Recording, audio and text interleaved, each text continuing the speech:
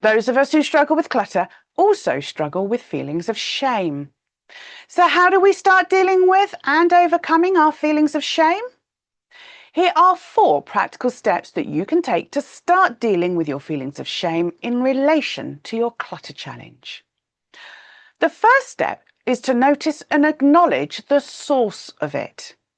What specifically is it that's making you feel shame? Who, what, when, and how often have you felt sad, embarrassed, stupid, or guilty about your clutter? Sit quietly with your life timeline and reflect on what experiences have caused you to feel shame about your clutter challenge. It might not be the big obvious events or experiences. It might be the multiple comments that people make, either seriously or in jest.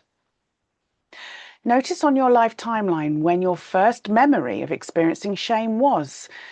Has shame become a habit of thinking and being about your clutter? Before you started your journey, had it turned into a belief that you would never be able to clear your clutter?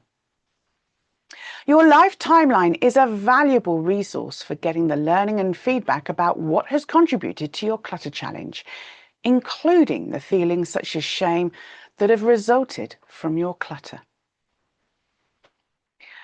The second step to dealing with feelings of shame about your clutter challenge is to practice kindness and self-compassion. As you take the time to understand what has caused your feelings of shame, treat yourself with kindness and compassion.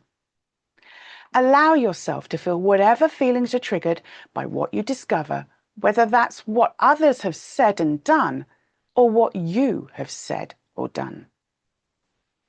They may have been said or done out of frustration.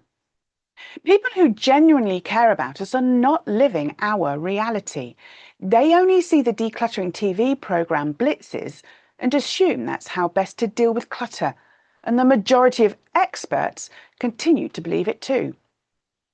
The truth is that we probably thought the same until we discovered clutter clearing.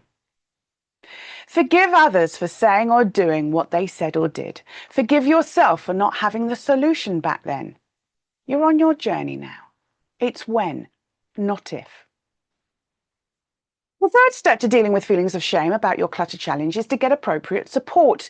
Share how you feel safely with people who get it, either in the Clutter Clearing Community VIP circle, in the social gatherings, or in the group sessions.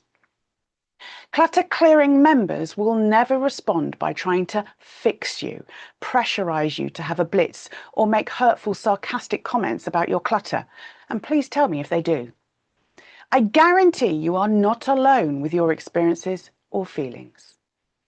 Sharing and discovering that you're not alone won't necessarily change the way you feel right now, but it will allow the layers of buried memories and emotions to come out of the shadows so that you can start to get the support you need to process them safely and start to heal.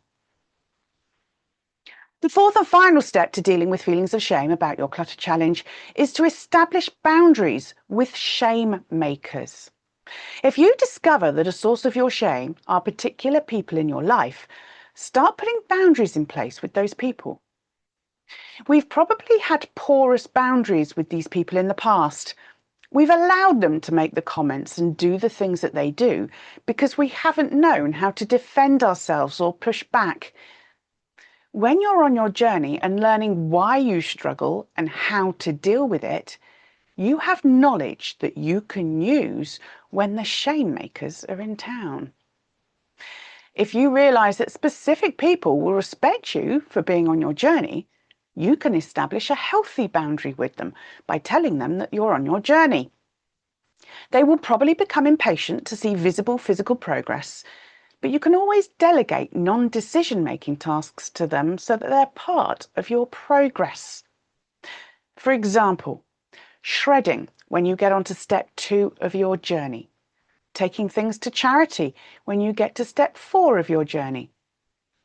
More often than not, people have to establish a rigid boundary while they're on their journey by telling people that their clutter is no longer a discussion topic.